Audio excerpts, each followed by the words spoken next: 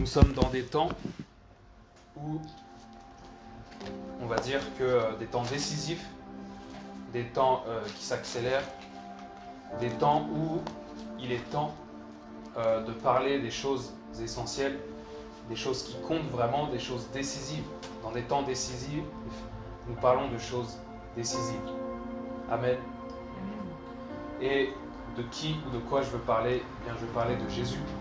Je veux parler du règne de Jésus, de la suprématie, si on peut appeler ça comme ça, de Jésus, qui doit se faire premièrement dans nos cœurs, lorsque nous venons à lui, et ensuite chaque jour de notre vie, parce qu'un jour il viendra régner très bientôt, il viendra régner sur cette terre, et nous le verrons face à face, et nous vivrons avec lui pour l'éternité. Donc voilà pourquoi il est important, eh bien, de parler de Jésus, de parler du royaume de Dieu, de parler de sa parole, de chercher à connaître Dieu encore plus, comment il fonctionne, comment il pense, quelle est sa volonté, quels sont ses désirs, qu'est-ce qu'il aime vraiment, qu'est-ce qu'il n'aime pas, parce que dans très peu de temps, nous nous retrouverons face à Jésus.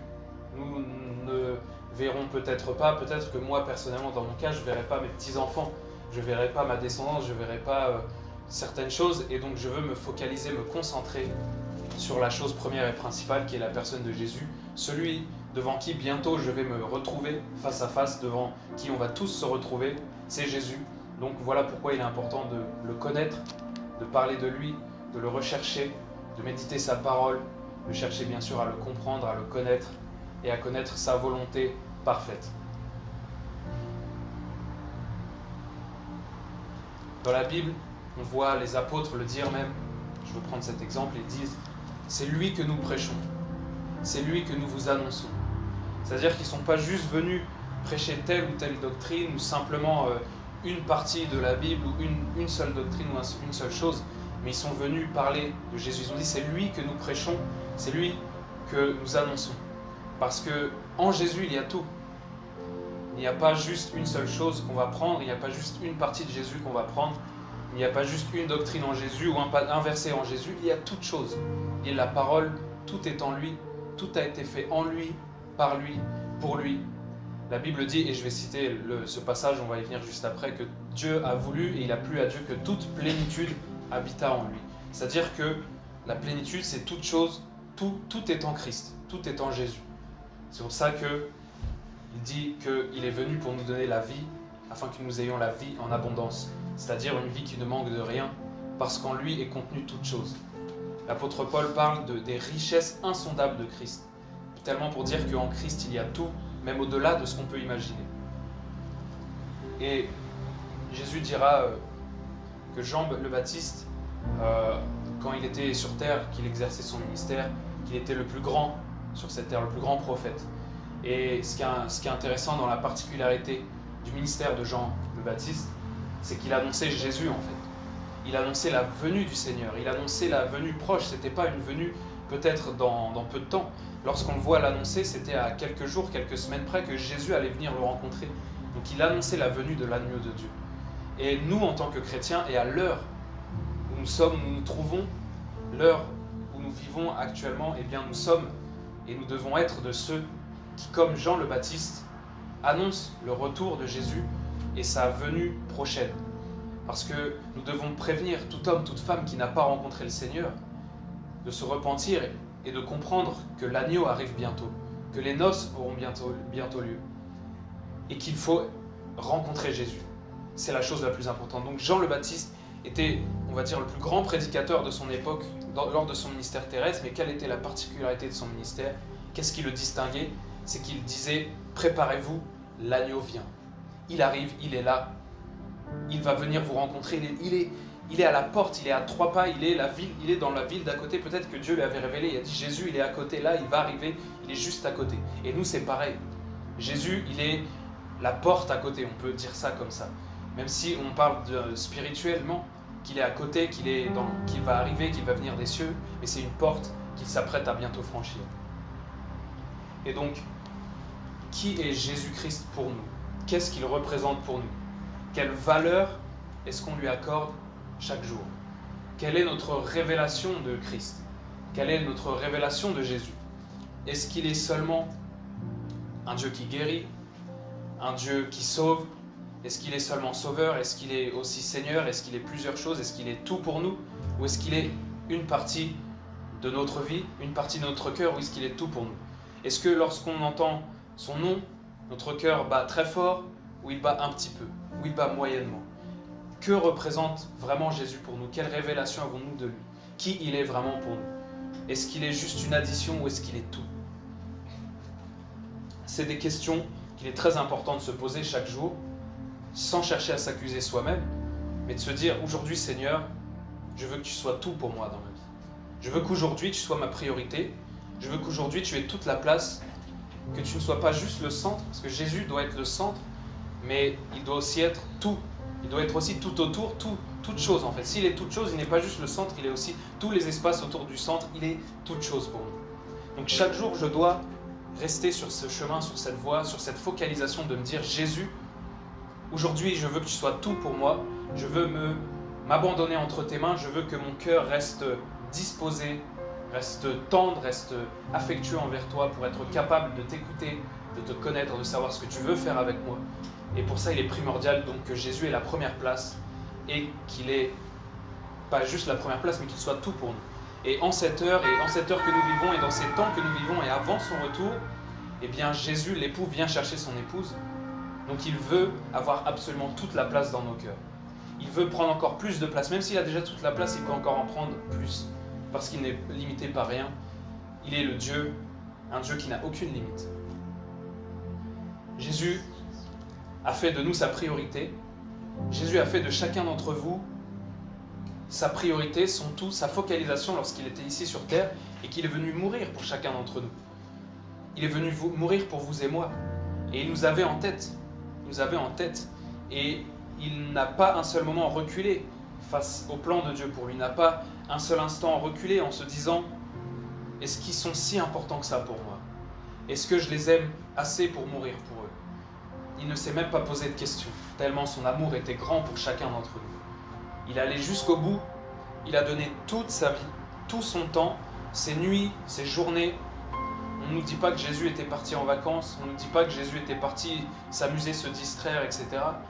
Je ne dis pas qu'il ne faut pas partir en vacances, hein, pour qu'on ne me dise pas que voilà, il faut se reposer, nous sommes humains. Mais Jésus, son but, il n'avait qu'un seul but, il était tellement consumé par ce zèle du Seigneur, tellement consumé par le désir de faire la volonté parfaite de Dieu et d'accomplir ce pourquoi il était sur terre et de mourir pour nous. Il était tellement focalisé sur nous, il avait un tel amour pour nous qu'il n'a pas laissé sa tête se reposer un seul instant, mais il a regardé le but, il a regardé la finalité.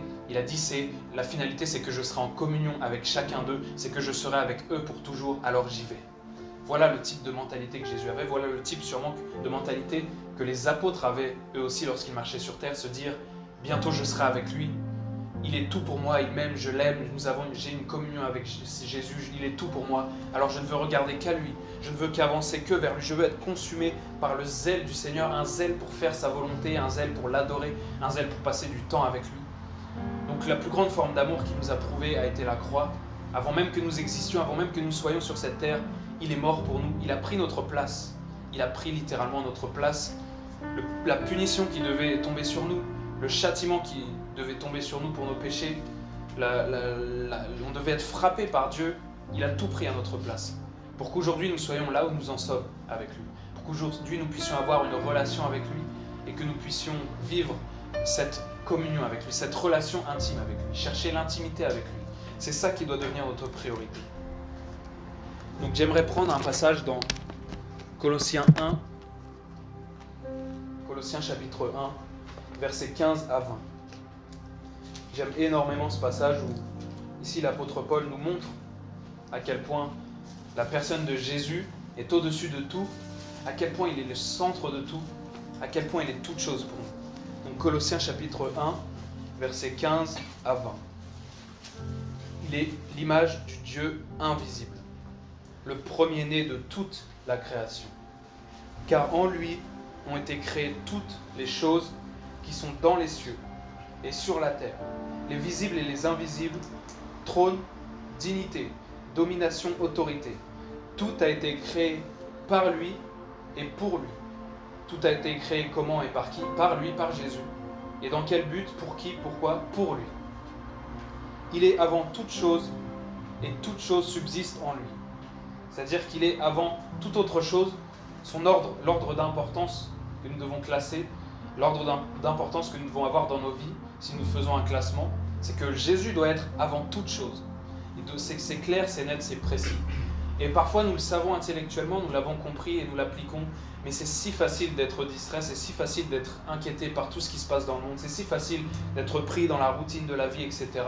Où parfois nous avons besoin simplement de revenir au pied de Jésus et dire « Seigneur, montre-moi ce qui peut être en concurrence avec toi dans mon cœur, ce qui peut peut-être chercher à prendre ta place afin que je l'élimine et que je te hisse, toi, au sommet, à la place qui t'est due dans mon cœur, celle du trône, celle du Seigneur, celle de celui qui règne dans mon cœur, et afin que tu sois, eh bien, premièrement, avant toute chose, la priorité de ma vie, la première chose, mon premier amour, et donc toute chose subsiste en lui, c'est-à-dire si toute chose existe aujourd'hui, si le monde tient aujourd'hui, si les atomes même sont liés entre eux, c'est à cause de lui, c'est par lui, c'est par sa volonté. Il est vraiment, Jésus-Christ est vraiment au-dessus de tout, contrôlant tout et permettant à toute chose d'exister. Il est la tête du corps de l'Église. C'est-à-dire, il est le chef, il est la tête du corps de l'Église. Nous sommes le corps de Christ, nous sommes l'Église, il est la tête. Nous l'avons compris. Il est le commencement, le premier-né d'entre les morts, afin d'être en tout le premier. Ce qui revient encore à confirmer ce que j'ai dit juste avant, afin d'être en tout le premier. En quoi? En toute chose, en tout ce que vous voulez, en tous les domaines de votre vie, toutes les parties de votre vie, de votre cœur, etc., toutes choses que vous faites, afin qu'il soit le premier en tout. Car Dieu a voulu que toute plénitude habitât en lui. C'est-à-dire que toute plénitude, c'est-à-dire, déjà la plénitude, ça veut dire, c'est plein, il y a tout. Mais toute plénitude, c'est vraiment tout ce que vous pouvez imaginer de ce que Jésus peut avoir en lui, peut contenir, peut avoir comme attribut, tout est en lui. Tout est par lui. Nous sommes en lui, nous vivons en lui, une fois que nous sommes en Jésus-Christ. Et tout ce que nous faisons doit être en lui, par lui et pour lui. Il a voulu, par lui, réconcilier tout avec lui-même, tant ce qui est sur la terre que ce qui est dans les cieux, en faisant la paix par lui, par le sang de la croix. Toute créature peut se réconcilier, tout homme et femme peut se réconcilier avec Dieu lorsqu'il donne sa vie à Jésus-Christ et qu'il accepte d'être lavé par le sang de la croix. Et c'est pour ça que nous sommes là aujourd'hui. C'est pour ça que nous avons rencontré le Seigneur et c'est pour ça que nous cherchons à ce qu'il soit chaque jour plus important pour nous, qu'il ait une place plus importante dans notre vie. En Jésus se trouve tout, nous l'avons vu, la libération, la guérison, la délivrance, l'amour, le bonheur, la joie, tout ce qui peut combler le cœur ou l'âme d'une personne. Nous n'avons pas besoin de le chercher à droite et à gauche. Et ceux qui ont vraiment vécu dans le monde avant peuvent le dire et le témoigner. Que dans le monde, il n'y a rien qui leur a donné une telle satisfaction, un tel amour, une telle joie et un tel bonheur que ce que Jésus leur a donné ensuite. Et ça ne fait aucun doute. Jésus l'a prouvé depuis 2000 ans et il le prouve encore. Une fois que nous goûtons à Jésus, une fois que nous goûtons à qui il est, à sa présence, à sa parole, aux délices de sa présence, à ses bénédictions, etc., nous développons une addiction pour le Seigneur. Jésus est addictif. Lorsque nous sommes passionnés par tout plein de choses et qu'un jour nous rencontrons le Seigneur, ou peut-être nous étions déjà chrétiens, nous avons tout un tas de passions, mais un jour le Seigneur nous touche et nous avons une révélation de Jésus encore plus grande, eh bien nous sommes transformés. Avant, j'avais toutes sortes de hobbies, de passions, etc., qui me plaisaient, qui n'étaient pas forcément mauvaises, et j'étais déjà en Christ. Mais je n'avais pas expérimenté Jésus comme étant tout pour moi, ou comme ayant la première place. C'est-à-dire qu'il y avait des choses dans ma vie que je faisais passer avant lui. Que si j'avais le choix, c'est ça, mettre Jésus à la première place, littéralement, concrètement, c'est que si j'ai le choix entre une chose ou une autre, entre Jésus ou autre chose, ou n'importe quoi d'autre, je vais choisir Jésus premièrement. Peu importe ce que c'est. Et donc il y avait des choses qui pour moi avaient plus d'importance dans mon cœur que Jésus. Et pourtant j'étais converti, j'étais né nouveau, j'aimais le Seigneur, j'allais à l'église, je priais, je lisais ma Bible, je faisais tout ce qu'il fallait. Mais Jésus n'avait pas la première place dans mon cœur. Et ça m'a valu des déceptions, ça m'a valu des moments difficiles, des tempêtes inutiles, je dirais, parce que je ne l'avais pas mis à la place qui lui revenait simplement. Et une fois que je l'ai mis à la place première, au-dessus de tout, à la place qui lui revenait dans mon cœur, tout a changé, ma vie était complètement transformée. Pourtant j'étais déjà chrétien, mais j'étais complètement transformé. Un jour, le Seigneur m'a visité comme ça, j'ai eu telle révélation de son amour, de qui il est, à quel point la valeur de Jésus, à quel point il compte, et à quel point il m'aime, que j'ai dit, Seigneur, je te donne tout, je laisse tout, c'est bon, tout ça, toutes les choses dont j'étais passionné, je laisse tout pour toi, je veux plus que toi. Et les choses pour lesquelles je vivais avant, je n'avais même plus de goût pour ces choses, je n'avais de goût que pour Jésus. Et je ne savais même pas si j'étais appelé à prêcher, je n'avais jamais prêché un message, je n'avais jamais évangélisé de ma vie, tout ce que j'avais envie c'était du Seigneur. Donc le Seigneur peut nous toucher en un seul instant, peut en un seul instant en sa présence faire un travail dans notre cœur, nous donner une révélation de lui encore plus grande qui va nous faire prendre conscience de la place qu'il doit avoir dans notre cœur, d'à quel point Jésus a une valeur si importante pour nous, il est tout pour nous. Il a une valeur inestimable, plus que l'or, l'argent, que toute chose. Et lorsque nous avons cette révélation, lorsque nous goûtons à cet amour, à cette joie, à cette présence, eh bien nous le laissons être tout. Nous pouvons résister, mais je déconseille de résister à ça. C'est un océan de plaisir, un océan, une mer sans fond. Jésus, c'est quelque chose d'infini, il est une personne infinie que nous pouvons découvrir encore plus chaque jour. Et l'apôtre Paul l'a très bien illustré, et il le dit à la fin de sa vie, dans Philippiens 4, versets 7 à 11. « Mais ces choses qui étaient pour moi des gains, je les ai regardées comme une perte à cause de Christ. » Donc l'apôtre Paul avant était un pharisien, persécutait les chrétiens, il avait toute la connaissance des pharisiens, il avait sûrement un haut statut dans la société, il était peut-être il avait une grande autorité, etc. Mais il dit toutes ces choses, je les ai regardées comme une perte à cause de Christ. Et même je regarde toutes choses comme une perte, à cause de l'excellence, de la connaissance de Jésus-Christ, mon Seigneur. Il ne dit pas je regarde juste une chose comme une perte, il dit je regarde toutes choses comme une perte, à côté de l'excellence de la connaissance de Jésus-Christ. Cet homme-là était à la fin de sa vie, et la chose la plus grande pour lui, le plus grand accomplissement pour lui était de connaître son Seigneur.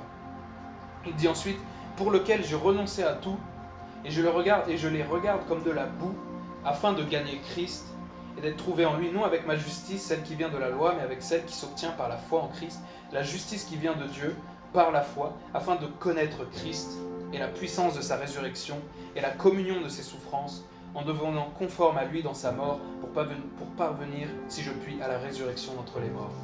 Waouh, waouh, waouh, quel passage surpuissant. Il dit, afin de connaître Christ. Quel est le but de tout ça? Quel est le but de sa vie? C'est connaître son Seigneur. C'est connaître celui qu'il aime. C'est connaître celui qui l'a sauvé.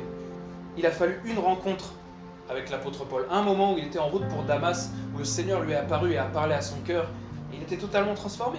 Il persécutait l'Église, il était pharisien, il pensait aimer Dieu, il pensait servir Dieu, il pensait peut-être bien faire. Et Jésus est arrivé, s'est révélé à lui, paf, transformation totale.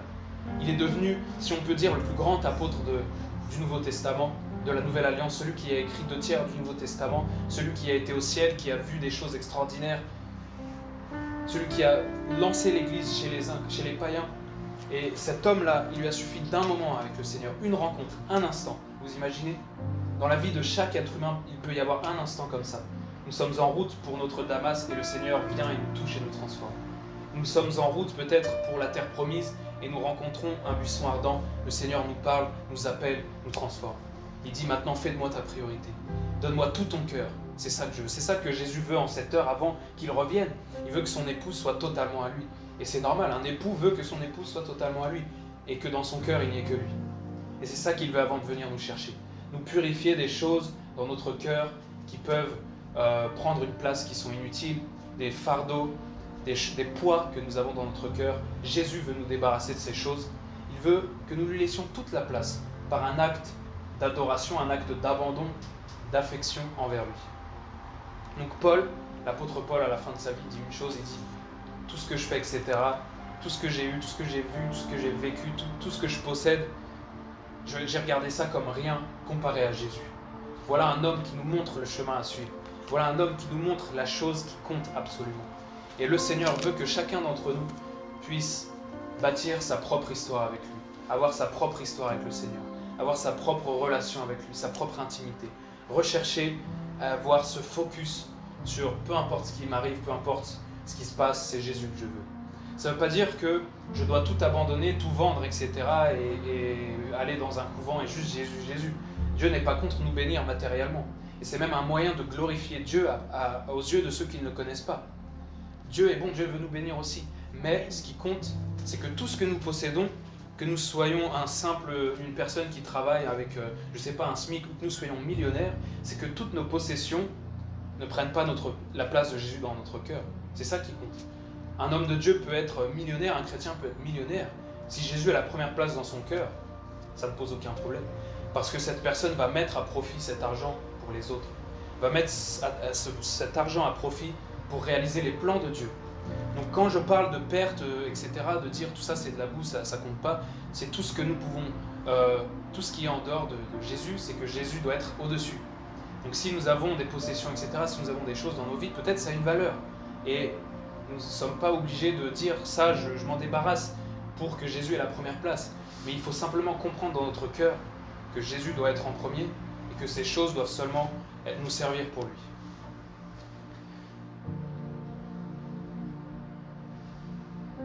Jésus doit avoir cette place première et bientôt il va revenir. Bientôt Jésus revient nous chercher et comme je l'ai dit, il vient chercher une épouse. Et donc un époux vient chercher une épouse qui est amoureuse de lui, ou dans le cœur de laquelle il a la première place, une épouse qui l'attend, qui le désire. Et donc Jésus va régner bientôt et il sera à la première place et ce sera évident. Je veux dire, on n'aura même pas le choix de mettre Jésus à la première place, d'en faire le Dieu de notre vie, d'en faire le Seigneur pleinement, parce qu'il sera devant nous dans toute sa gloire, sa puissance. On n'aura pas le choix que de le laisser faire, que de le laisser dominer sur nous. Mais maintenant, en cette heure-là, il nous laisse le choix sur terre. Et c'est là toute la gloire, tout le mérite qu'il y a à avoir là-dedans, de se dire, dans ce temps sur terre où j'ai marché, Seigneur, avec toi, dans ce temps sur cette terre qui était pleine d'atrocités, pleine de ténèbres, où le péché, l'iniquité du monde était au plus haut point, juste avant ton retour, Seigneur, j'ai marché avec toi et j'ai fait de toi ma priorité. Et j'ai fait de toi mon premier amour.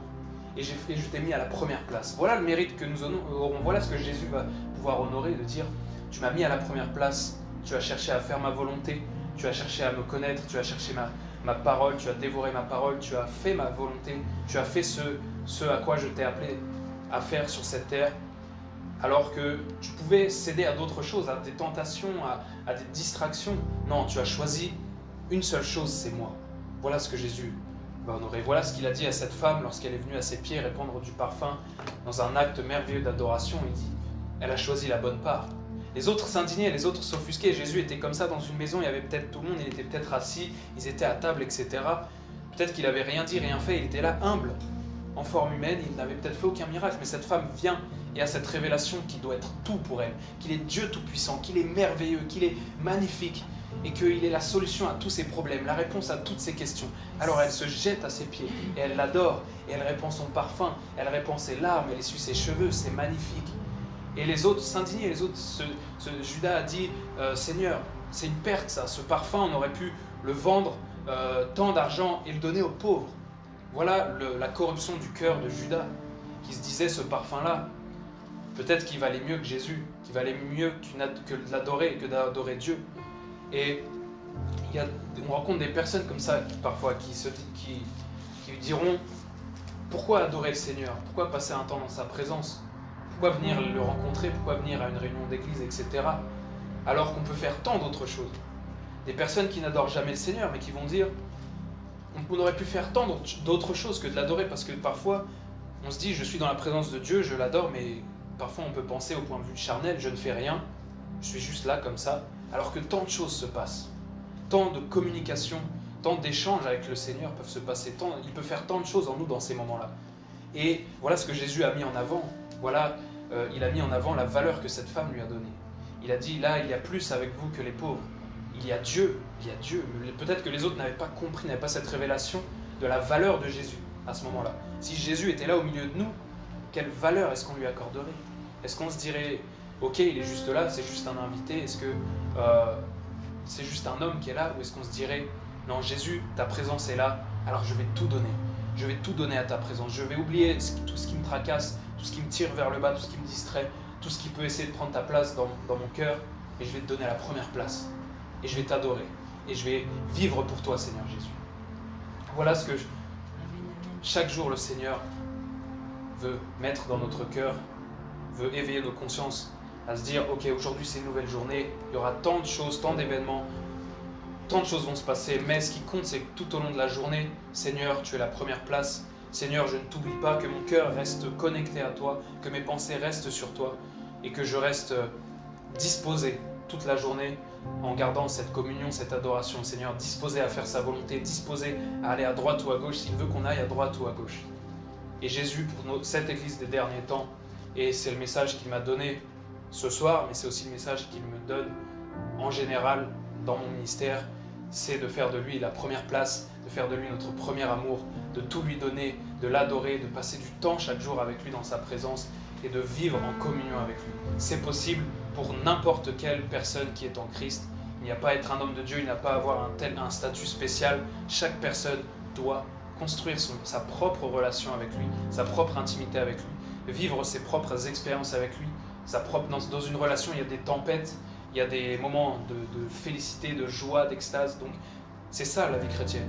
Nous devons bâtir notre propre relation avec Jésus. Et quand nous irons au ciel, peut-être un jour nous verrons Jésus et il nous dira, très bientôt d'ailleurs, voilà ce que tu as vécu avec moi. Il nous rappellera, il nous montrera des flashs, il nous montrera des choses qu'il a gardées, des souvenirs, de moments que nous avons passés avec lui à communion, des moments où nous l'avons adoré quand nous faisions quelque chose en particulier, le ménage ou une tâche ou un travail, etc. Il disait, tu vois, ça comptait pour moi. À ces moments où je comptais aussi pour toi, où tu me mettais à la première place, où tu m'adorais, peu importe les circonstances, j'étais à la première place. Voilà ce que Jésus veut pour nous. La première place, le trône de notre cœur, notre adoration, notre amour. Et le meilleur choix de notre vie, c'est de choisir Jésus chaque jour, encore et encore.